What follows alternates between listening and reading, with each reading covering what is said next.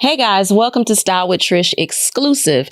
We have some very special, especially special to me, to my heart, guests today. We have my nephew, Cameron Fuller, and his beautiful wife, Mahogany Fuller, who are going to be here today. We're going to talk about what to look out for, what to expect, and all of that good stuff regarding cults. And they are two people who have experienced it and have gone through that journey. And I just wanted to share their story with you guys. So help me welcome to Style with Trish exclusive, Cameron and Mahogany Fuller.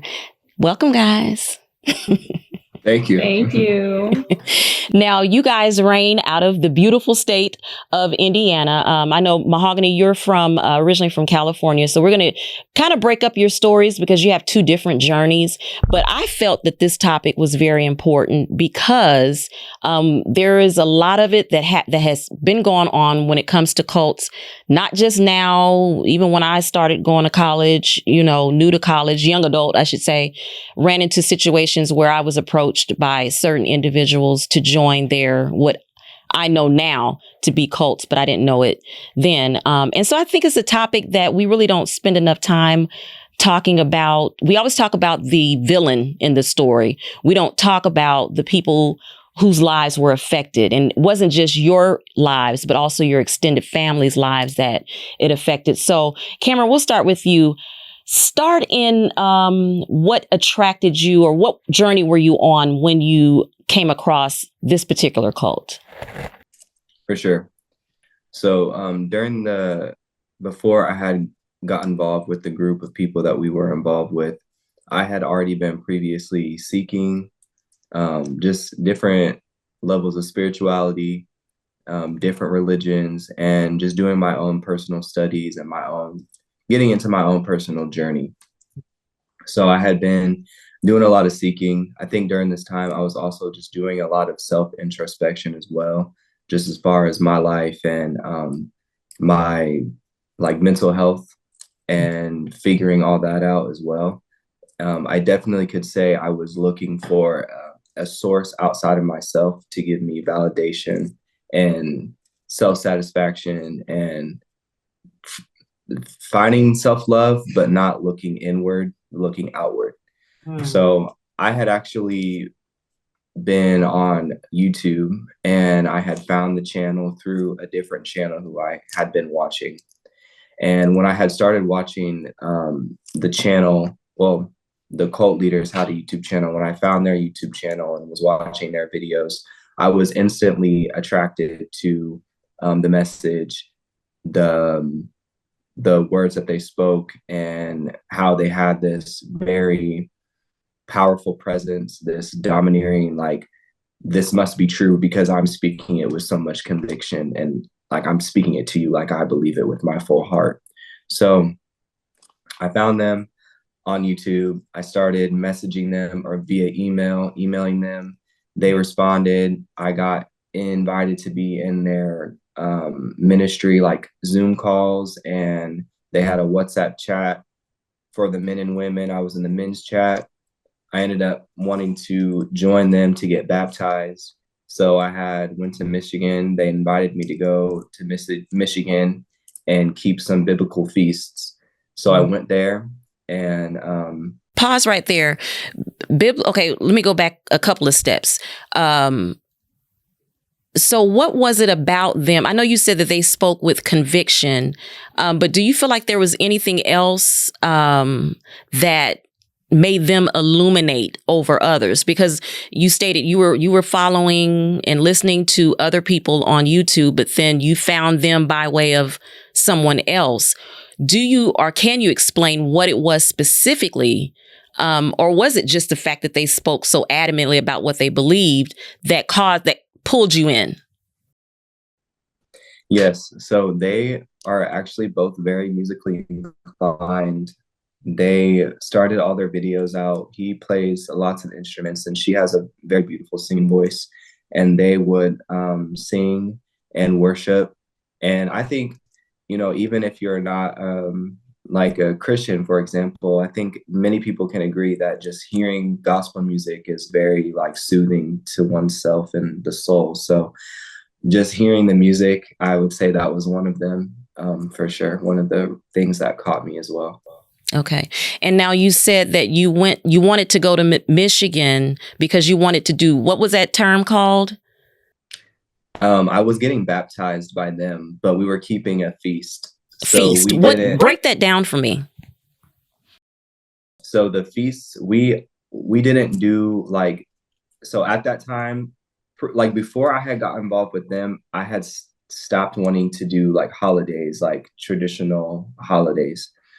And they did like all of the biblical, I mean, you can call it a holiday, but we called it a feast day, or a holy day is what it would be called. So there was the like Hanukkah, the Feast of Tents.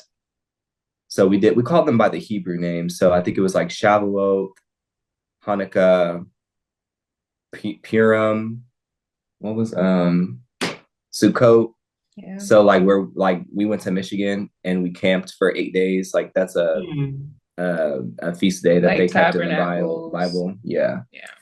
So we were keeping the feast of Passover actually. Mm-hmm. Okay. So it was around the time of Easter, and the way that they kept it, the way that they observed it was we did 3 all within like a 10-day span. I think it was Passover, first fruits, and unleavened bread, feast of unleavened bread, where you ate unleavened bread. So. Mm-hmm.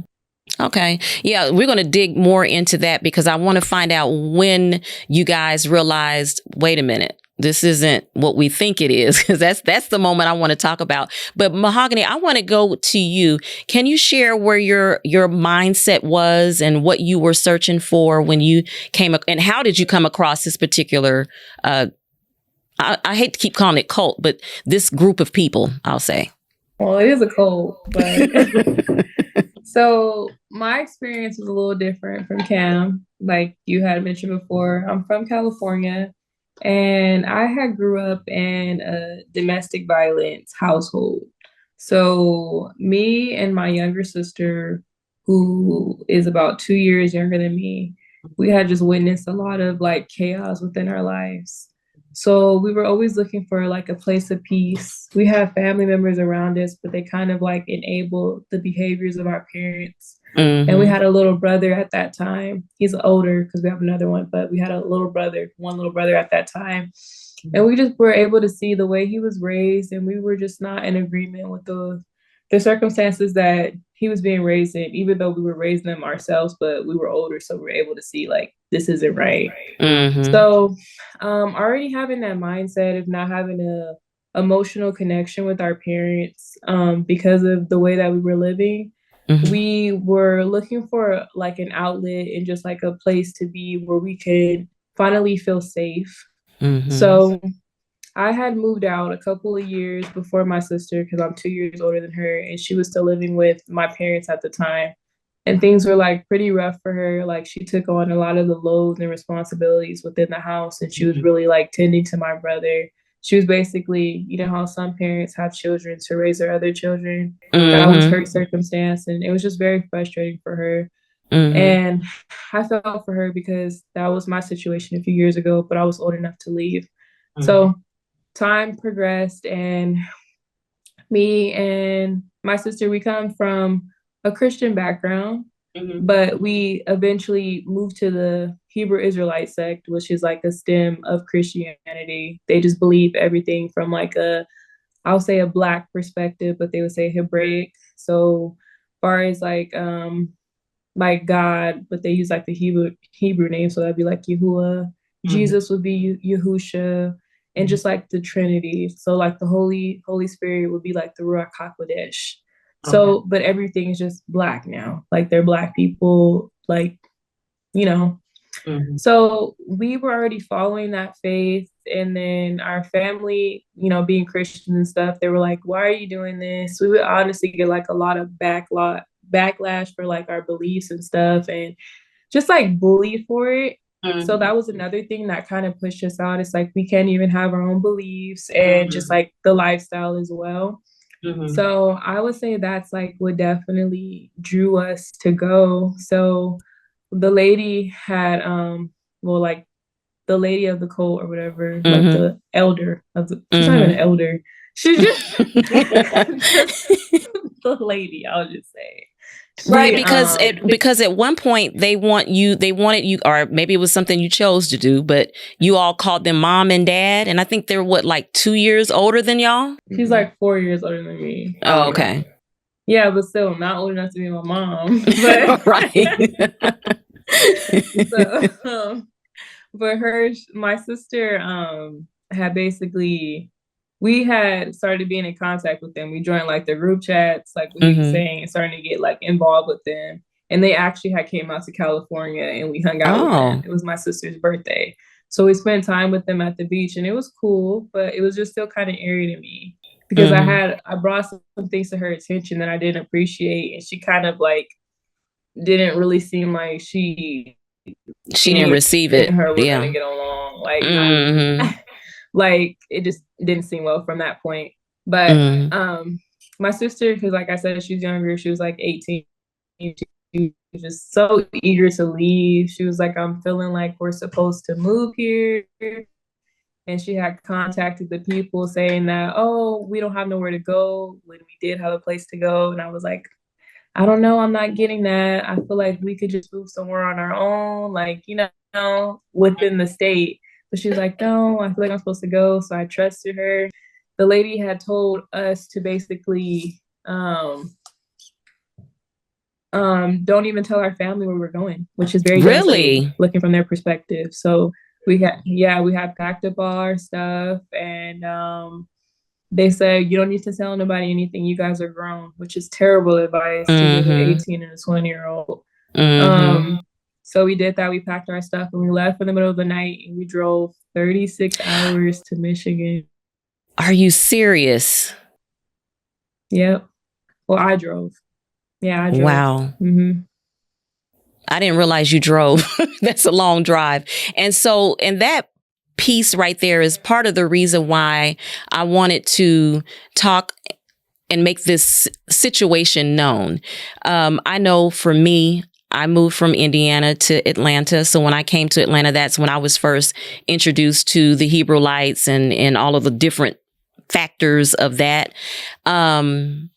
I personally didn't fall into it, but when you made the statement that she said, you know, don't tell your family, you're 18, you're 19, you're considered an adult. I feel like that they use that, because it is legal, but then you're also at a very impressionable age at 18, 19. You're trying to figure out the world. You're trying to figure out what am I going to do next? So you're kind of like a sponge and you take in a lot. And you're not at the point or maturity where you can wring out that sponge and get rid of the mess and hold on to what the good stuff is. So that's what makes me angry about cults, because they trigger that age group where they are just legally adult, but they're not totally independent yet. So you ended up in Michigan, and did you arrive first, Mahogany, or did Cameron, or were you there at the same time? How did you guys end up connecting? Okay. He arrived first, a couple of months before me? Yeah. Okay, now Cameron, we didn't know you were moving, so I can speak on that part. We didn't know you were relocating, but that's okay. You had your journey you had to go through. So once you were there, what was your experience once there? And this is prior to any situations where you might have start questioning the situation you were in. What was it like when you first got there? Before I even moved there, when I just went for the feast, I would say like I really enjoyed being in a group of people who believe the same things and were connected from that standpoint. And whether it could have been a false way of showing love, but it still felt like love and just connection, like family almost. But I mean, from the beginning, that week or that 10 days that I was there, the cult people, the leaders, did some pretty messed up stuff. They found out a woman had been smoking cigarettes and they forced her to smoke. Like, she had a pack of cigarettes. She took every cigarette out and put it in like a wad like this and lit it, and then had that lady puff on the cigarette, like all of them at one time. Wow. Until she was like coughing, begging for air pretty much. So I think she had even, the wife had even dumped wine, like spilled wine in people's faces and just humiliated. So I seen that from the beginning. It was public humiliation. If you do something that is not allowed, or if you go against what they say, or to me now, I think if they feel threatened by you in a way, they will publicly humiliate you to bring you down. Mm-hmm. So that was my initial experiences with them. When I moved, it was different because we lived in like a community house. So it was maybe like 12 of us at the time in one home. And I connected with the people I lived with a lot. We still communicate with the people that we lived with, the ones that have left. Not the ones that are there, they won't talk to us. But the ones that have left, we communicate with them. I would say that, I will probably stay in communication with them until, I guess, just naturally we don't communicate. But that was but nice. You experienced, you've experienced something together, so that made that automatic, connection there. I get that. Mahogany, I sense that your time there was not pleasant, because you already started out saying, "Oh, I made one comment and she already was not feeling me." So what was your experience like when you first got there? I would say it was kind of weird because, like I told you, I had already lived on my own for a little bit. I already had my own car. I had my license. I was already working. I already had my own place, like with my cousins and stuff. So I was already like more independent. When I got there, everybody's like, there's 12 people in the house, like he said. I'm like, whoa. They showed me my room. Me and my sister's room. There's 2 other girls. It's like 2 sets of bunk beds. I felt like I was downgrading. Wow. Like, not like in a rude way, but like I feel like I've already had my own space now. Just to live in a room with 3 other girls. I don't even share a room with my sister anymore. Like, that was, like, I feel like being a young adult, I've already outgrew that. Right. And the lady, she didn't even have her license at the time. So I'm like, I don't know. It was just very weird to me, like coming to like that house and that environment, the way they did things. It was just odd.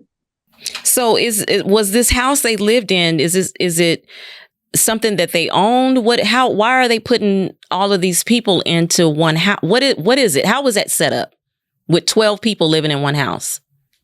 So it happened before we had came there. So I don't have the physical experience, but from what I understand, it was like 4 or 5 people and their children 4 or 5 adults and children had all decided that they were going to move to Michigan to be with the 2 people who started the group.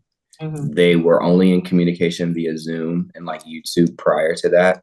They all came to Michigan and they they rented a home. And then some of them left. And then as people came in, we would like live there, So. Okay. So now you said you were sharing a room with just your sister, or your sister and 2 other people? Yeah, my sister and 2 other young women. Okay. Yeah, I couldn't do that. I have 4 sisters and we never all had to share a room. So I don't get that one. So Cameron, were you sharing space as well when you were there?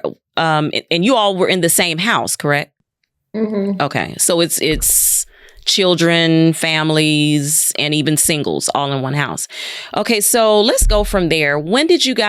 First of all, how did you guys meet? Tell me your love story real quick, and then we'll move on back to the cult. I know how you met. I know where you met, but how did you all come together? You want me to? Yeah. So we were both a part of the ministry. I was physically there in person. She was still online. And we hadn't met prior to that, but I had noticed her comment on a YouTube video. And I just thought she was very beautiful. From what I can remember, I believe it was a picture of her. She was in, you had like on a white, was it a white head wrap? Yeah, it was like tan and a white dress. White dress. And was it like a hill or like mountains in the background? Yeah. So, yeah. So I remember that. You remember that distinctly. So, I mean, that I didn't know her, I just was very interested in her just from the photo. And I think because you had gotten your public rebuke by them prior. So You've been rebuked, Mahogany? Yeah.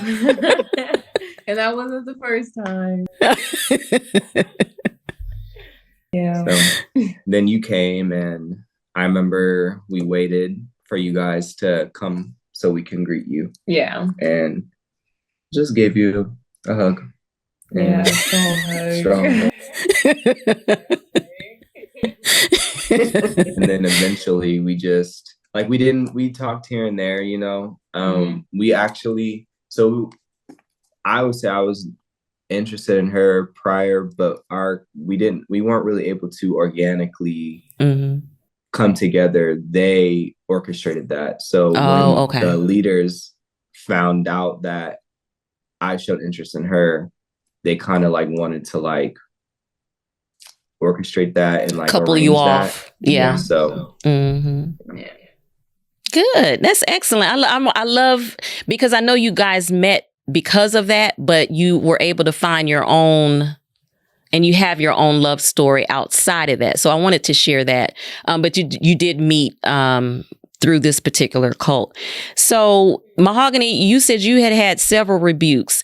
One, why were you getting so many rebukes? And what does rebuke entail? What does that mean? So before I had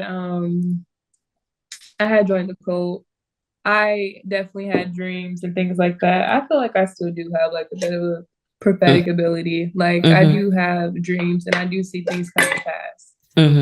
But I was having dreams and stuff about the cult, and I shared those things, and I made a video, and it turns out that those things were true. And she had a problem about that because she was basically saying no, you don't hear from God. Well, yeah, you don't hear from God, this, that, and the other, and you're jealous and you want my husband. I was like, I don't know how you got, I wanted your husband from that. But so that was just kind of the beginning of it. She already didn't like me because I've already expressed things that I seen that were eerie about the whole situation. But then when I moved there, there was another time when she she tried to bully me in front of everybody. She was basically saying that I need to be quiet before she beats me up, in so many other words. And I was like, what do you mean you're gonna beat me up? And I just kept asking her, I'm like, what do you mean by that? And then everybody was just scared because nobody ever talked back to her or anything like that. She's like, you better stop before I make you an example. I remember you were right there too. You closed the door, you were like, oh, I don't want to be a part of this. And then and I was just like, I'm about to leave because ain't nobody about to tell me they're about to hit me or do anything to me. Yeah. Especially when I'm an adult. The way she was trying to belittle me and humble me. I'm not my own person. And then I was just like, huh? Go ahead, finish. And then I was just one of the many incidents between me and her. So so the rebuke is just being corrected. Yes. It's open correction, but it's open humiliation. Okay. They do that in front of everybody to basically kind of like slavery.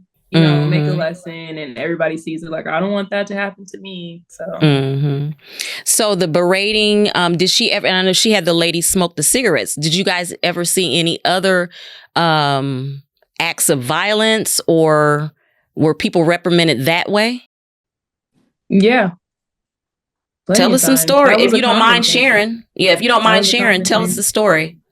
Well, I know personally me, because when me and Cameron had got together, we were courting, and things started to progress between us too quickly. And there was a punishment For me, he didn't get a punishment. That was another thing about it. I feel like the girls had it way worse because her husband was a little more lenient towards the men, but she was on our neck and our back, like with anything. So one of the punishments for me was, and the other girls, we had to go put our knees in like gravel outside. And mind you, there's like neighbors outside. People are just looking at us like, what the heck are they doing? It was like really hot. Put our knees in hot gravel, and then we had to smack ourselves like 15 times. Are you serious? Yeah, like basically when one person did something, all the women, we all took the fall. So wow. Yeah. So Kim, you didn't experience anything like that though, right? Me? Yes. Yes. Not like I didn't have to sit in gravel or do anything like that, but she did hit us. I spoke about this before. She had, I did karate as a child. So I had a staff. It's called a bow or a bow staff. It's like a big wooden stick, self-defense, like polished on the outside. It's about 5 feet. And I had brought it with me. Somebody asked me for it. They wanted it. I gave it to them. I wasn't really using it. And then she had asked that person that had asked me for it to bring it over. And they had invited us over and asked us, like, you guys come over, and we kept the Sabbath day. So they were like, just come over. We'll keep the Sabbath at our house. We'll, have like a feast. And they told us to bring our meals that we had cooked and different things. So I just thought, we were just fellowshipping together and having a nice day. Well, we walk in, and they were upstairs, I believe, at the time. And we were just downstairs, like in their house. They were upstairs. And she comes downstairs, and she's going off about something. She was saying that God gave her delegated authority and gave her a vision. And she starts hitting this man with the staff, like beating him, like boom, boom, boom, boom. I think what happened is we were already like down, like on our faces, like praying, like we would like pray on our knees, like with our heads down. So we were already doing that. And then she comes downstairs because he was already on the ground. And she starts like smacking him with this stick on his back, like beating him on his back with this stick. And he was like the example, like we all watched it. His son was there, like, the kids were there. And then she starts going around, and she starts hitting all of us on our back, like tap, tap, goes around, hits everybody. Then, so I experienced that. And then she comes back, and she takes the staff, and we're still like down, and she tells us that she's gonna press our necks into the floor, and that we're to like resist, so like not just like fall to the ground, but like come up. And basically the message is that we were gonna know what it was like to be like our ancestors who were slaves, who were beaten and like abused. And we were stiff-necked, like hard-headed. Yeah. And that what was supposed to come out of that was, this was a better punishment than like eternal damnation or like going to hell or something. This physical pain is, you would rather endure this than deal an eternity of pain. So and she seems like she was the aggressor out of the two. So, because it seems like all of the punishment comes from her, all of the rules are coming from her. She seems to be the dominant one in that. I'm sure they didn't allow that to be seen in front of you guys, but how did their life, just from your perspective, and then we're going to move on, how did their life line up with the words and the things that they required of you guys? It didn't. They were frauds, literally, and everything. Like, no. So when, like, it's interesting. So like when I first got there, it was cool because they wasn't like coming over all the time. They would come over. They had their own house, so they would come over like Wednesdays and Saturdays and maybe Fridays. But it would be just to do videos, and then we would eat, and it would be pretty chill. Then like it randomly got like weird, and they started being like really aggressive and like hard on us. But like they would take us out. She would get tithes and offerings. We would get bottle service at like the club. Yeah. And I did mushrooms with them. They were taking edibles, smoking weed, like everything. So like, I didn't know they were smoking weed because they were very against weed. But like with the mushrooms, they told us that, like, I mean, a lot of spiritual people will, you know, use an excuse to use mushrooms and like say it taps in, whatever. So like, that was kind of her thing. And like, so like we did the shrooms, and then they were on the side getting weed. We lived in Michigan, so I mean, it was legal to do that. You can just go to the dispensaries. They would take the tithes and they would go on vacation. Like, they would go to Miami. They would go to California. They would just take like random trips, like be in Chicago, you know, doing stuff like that. They would get on us really bad and be very like stern on us. I think it was probably maybe a projection of what they had an ideal standard, and they didn't meet that ideal standard. So they projected that onto us. And it would often come out like way later that they weren't meeting that standard. And, you know, so we obviously weren't as hard on them, you know, if they didn't meet the standard. It was just understanding. We were just understanding. But with us, it was the punishment and rebuke and chastisement. Okay. So you guys were responsible for paying tithing, as you guys titled it. Are these two employees or people, are they employed? No. Okay. So they're living off of their tithes and offerings. Okay. I just wanted to make that clear. So let's speed up a little bit. And where were you, and what happened? What caused your eyes to open and say, you know what, this is not for us. We need to get out of here. And what was did you have an exit plan, and how did you exit? Just share that side of your journey, if you would. It started with me. So throughout all of that, I was still like doing, like, they had their own message that they preached, but I still was doing my own personal study and my own personal seeking. And I was just reading the Bible at the time. And I just didn't feel like what was happening was lining up. It was really after they did this whole thing where they pulled us on Zoom, and the lady had said that she was going to do something. And then like there was supposed to be like a miracle that was going to happen, and people were supposed to go blind, and they were supposed to see like scary visions, and it was supposed to like scare the fear of the creator into us, and like we would no longer question. And like it was funny because she did her thing and we were all just sitting there and like nothing happened, and she got mad at us, and then like they ended up spinning it and it didn't happen because of us, or it did happen or something, or made it not happen. It was just stupid. So it was like I was reading scriptures. I don't remember the chapter. It's like a Deuteronomy. I want to say it's like 13. And it's like, if a prophet comes among you and speaks a dream or a vision, but it doesn't come to pass, they're not a real prophet. Don't fear them. So, but it was like I had known that. And it took so many times for that to happen for me to finally be like, okay, this is happening, and this isn't real. You know, this is almost like a fantasy. Like we've been playing a fantasy. So that I had that understanding. I wasn't very sure where Mahogany was at with things, because we had seen people's marriages get torn apart within this time period, and people wanting to stay and people wanting to leave. And so I wasn't sure, and I didn't want to come to her right away. I actually wanted to make sure that I wasn't wrong about my observations and my feelings about things.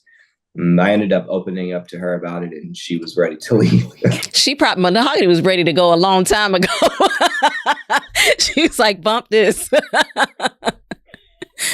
Yeah, because the night before we had left, I was actually really cool with one of the elders at the time, who was supposed to be her ruaku, well, her mother, but in the spirit, I guess. And she said that she wanted to talk to me about some things. I thought we were going to talk because we usually talk, but it turns out the whole assembly, well, not Cameron and stuff, but like the elders and like the council, they all had a meeting against me. And I was like, what the heck? Like, there was a Zoom meeting, and then I heard the lady in the background. She's like, "Can you hear me?" I said, "Can I hear you?" I thought I was about to just talk to so and so, and then they were like, "Well, actually, no. We're putting you on council because they're about to kick me off the cult."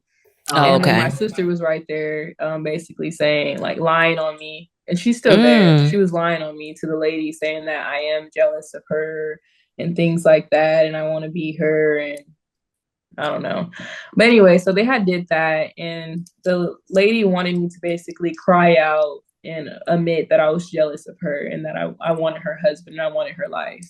And then I didn't do that. So that was a problem. And then she casted me away while I was pregnant and said that I can't come back to the cold. So I was like, cool, I can finally go.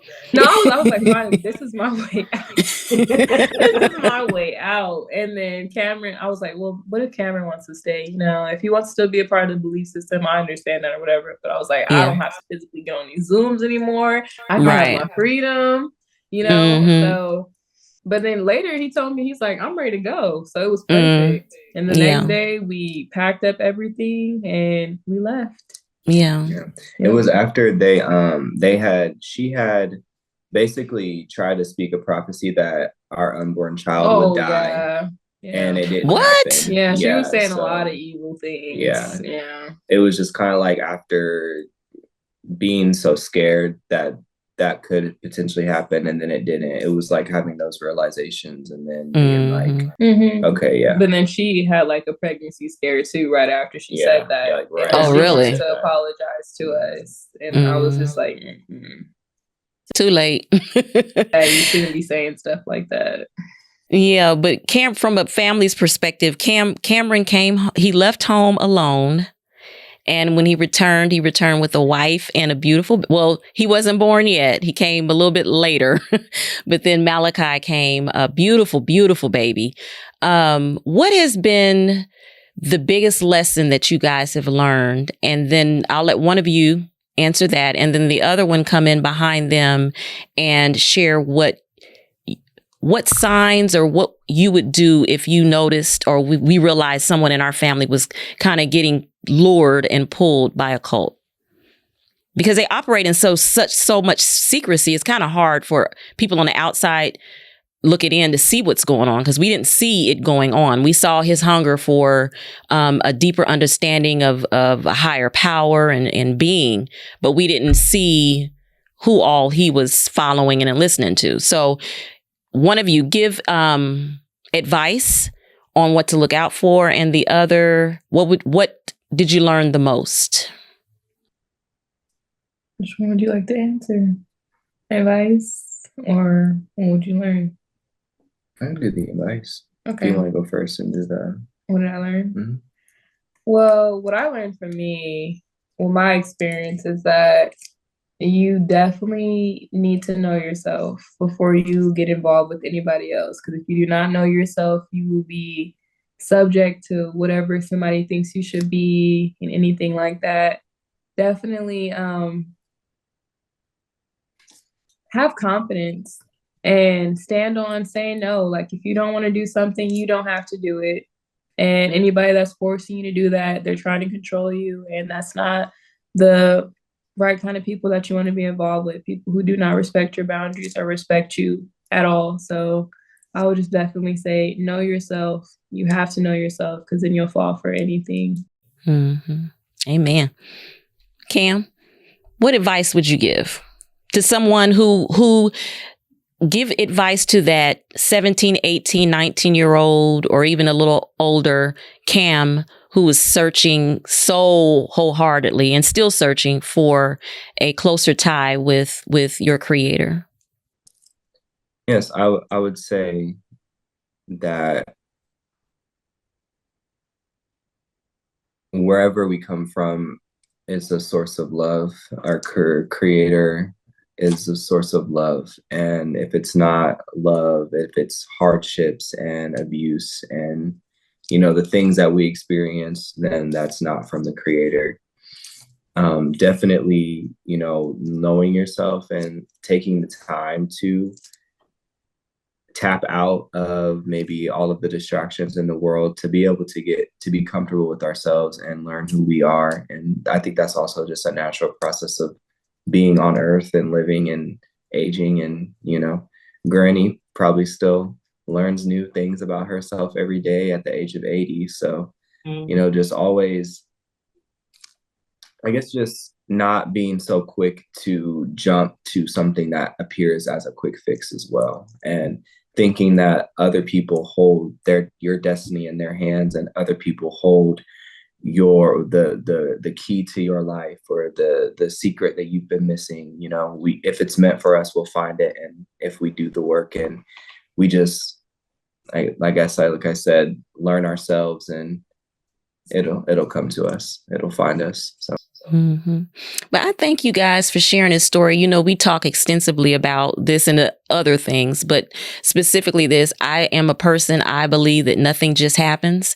And if this whole experience brought Mahogany from California, Cameron from Indiana to meet up in Michigan and get married and procreate and become a family, that's an act of love. And all the other stuff is what was necessary to get you guys together and to come together. So don't know if that would have happened outside of this. So I love that part of the story. But I do want just all the parents out there of young adults to just be mindful that we send our kids off to college. We send them, I can't wait till they get 18, and those type things. But we also have to keep a certain level of covering over them and give them the space to be all the adult that they can be, but also support them with that knowledge that we have. And we get that knowledge just from life itself. So I want to thank Cameron and Mahogany for coming on and sharing with us on today. Like I said, this is my own personal family that I'm sharing with y'all. So, and I don't play about mine, but I thank them so much for coming and sharing their story. Cameron and Mahogany, you all have a YouTube page. Would you like to share that information for anyone? Because you're not just sharing stories of overcoming a cult. You're sharing stories of being new parents and still on the journey of your faith and all of that. So share your YouTube or any socials that you would like to share. Go ahead. You go ahead. Okay. My YouTube channel is just my name, Cameron Fuller, CAMRONFULLER. And I make YouTube videos about health and wellness and just different things that I'm learning and experience and sharing to the world that could be of a help to someone else. And mine is Mahogany Imani for my Instagram, YouTube, everything's the same. And I share content about my experience being in a cult, but also just like my everyday life as well. Yes, two beautiful people. Thank you guys. I love you much. Definitely will be talking to you real soon, but thank you so much for hanging out with us today. Love y'all. Bye. Love you too. Bye. Bye. All right, guys. Thank you for hanging out with us here on Style with Trish Exclusive, where my guests was my nephew and niece, Cameron and Mahogany Fuller. Make sure you go connect with them on their YouTube and share so that they can share their story with you. Thank you guys for hanging out. As always, love isn't love unless you give it away. Talk to you guys soon. Every day a woman rises.